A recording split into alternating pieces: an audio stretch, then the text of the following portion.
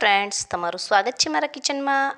આજે આપણે બનાવીશું એકદમ ટેસ્ટી અને ઝટપટ બની જાય તેવા મગની દાળના ઢોકળા। અને આ ઢોકળા જે છે તે ખાવામાં ખૂબ જ ટેસ્ટી લાગે છે અને ઝટપટ ઇન્સ્ટન્ટ ફટાફટ બની પણ જશે। તો ચાલો બનાવીએ ટેસ્ટી એવા મગની દાળના ઢોકળા। તો તેના માટે સૌપ્રથમ મેં અહીં 1 વાટકી જેટલી પીળી જે મગની દાળ આવે તેને ચોખ્ખા પાણીથી ધોઈને અહીં 2 કલાક માટે પલળવા માટે સાઈડ પર મૂકી દેશું। જો તમારી પાસે વધારે ટાઈમ હોય તો એને 3 થી 4 કલાક માટે પણ પલળવા માટે રાખી શકો છો। તો અહીં 2 કલાકમાં દાળ જે છે તે એકદમ સરસ રીતે એવી પલળી ગઈ છે અને તેમાંનું વધારાનું બધું જ પાણી જે છે તે આપણે કાઢી લેવાનું છે। તો આ રીતે ચાળણીમાં દાળ નાખીને વધારાનું પાણી મેં કાઢી લીધું છે અને ત્યારબાદ હવે આપણે દાળને મિક્સર જારમાં લઈ લેશું અને અહીં 3 તીખા એવા મરચાં છે તે મેં કટ કરીને ઉમેરી દીધા છે અને એક મોટો આદુનો ટુકડો છે તે અહીં કાપીને તેમાં જ મિક્સર જારમાં ઉમેરી દઈશું।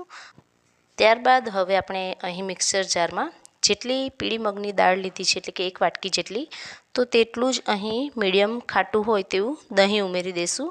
તો દહીં અહીં જરૂરથી ઉમેરવું અને આ રીતે 1 વાટકી ભરીને દહીં જે છે તે ઉમેરવું અને દહીં ઉમેર્યા બાદ હવે આપણે મગની દાળને આપણે પીસી લેવાની છે। તો અહીં પાણી વગર જ દહીં સાથે પીળી મગની દાળ સરસ એવી પીસાઈ જશે। આ રીતે થોડી એવી પીસાઈ જાય ત્યારબાદ અહીં 1 વાટકી ભરીને પીળી મગની દાળ લીધી હતી તો તેમાં આપણે અડધી કે પોણી વાટકી જેટલો રવો ઉમેરીને ફરીથી તેને આપણે પીસી લેવાનું છે।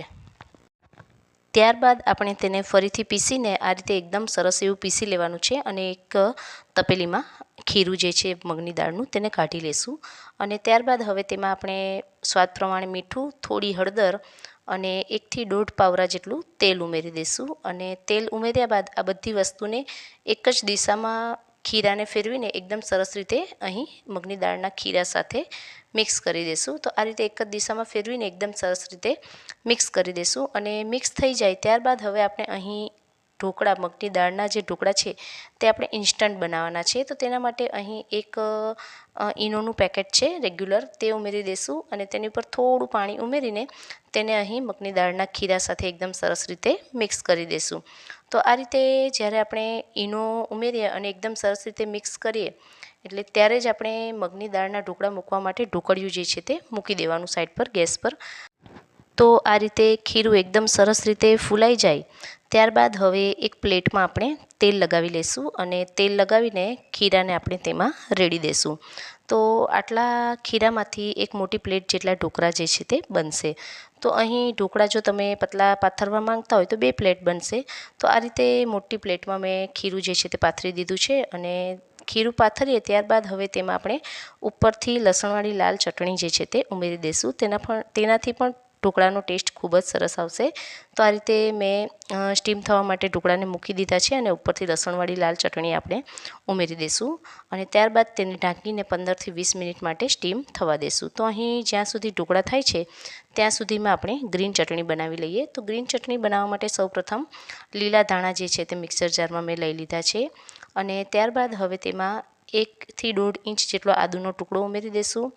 2 મીડિયમ એવા તીખા મરચાં છે તેને ઉમેરી દઈશું અને ત્યારબાદ મરચાં ઉમેર્યા બાદ હવે ચટણી જે છે તે એકદમ સરસ ઘટ એવી બને તેના માટે મુઠ્ઠી જેટલા સિંગદાણા ઉમેરી દઈશું અને સિંગદાણા ઉમેર્યા બાદ 1 મોટા લીંબુનો રસ ઉમેરી દઈશું અને ત્યારબાદ થોડું મીઠું અને ખાંડ ઉમેરીને ચટણીને જે છે તે આપણે થોડું એવું પાણી નાખીને પીસી લેવાની છે।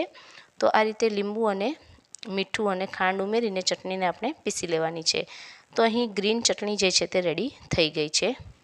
ત્યારબાદ આપણે ગ્રીન ચટણીને જે છે તે એક બાઉલમાં કાઢી લેશું અને ગ્રીન ચટણી જે છે તે ઢોકળા સાથે ખાવામાં ખૂબ જ ટેસ્ટી લાગે છે અને આપણે ઢોકળાને મૂક્યા હતા તેને પણ અહીં 15 થી 20 મિનિટ જેટલો સમય થઈ ગયો છે અને ઢોકળા જે છે તે એકદમ સરસ એવા ચડી ગયા છે। અહીં ચાકુ જે છે તે એકદમ સરસ એવું ક્લીન આવ્યું છે। તો અહીં ઢોકળાને થોડા એવા ઠંડા થવા દઈશું અને હલકા એવા ઠંડા થઈ જાય ત્યારબાદ જ તેમાં આપણે કાપા પાડી લઈશું। તો અહીં આ રીતે કાપા પાડ્યા બાદ ઢોકળા જે છે તે રેડી થઈ ગયા છે। તો અહીં તૈયાર છે ટેસ્ટી એવા મગની દાળના ઢોકળા અને આ રીતે ઢોકળા તમે ક્યારેય ન બનાવ્યા હોય તો એકવાર જરૂરથી ટ્રાય કરજો અને આજની આ રેસીપી જોવા બદલ તમારો ખૂબ ખૂબ આભાર। Thanks for watching.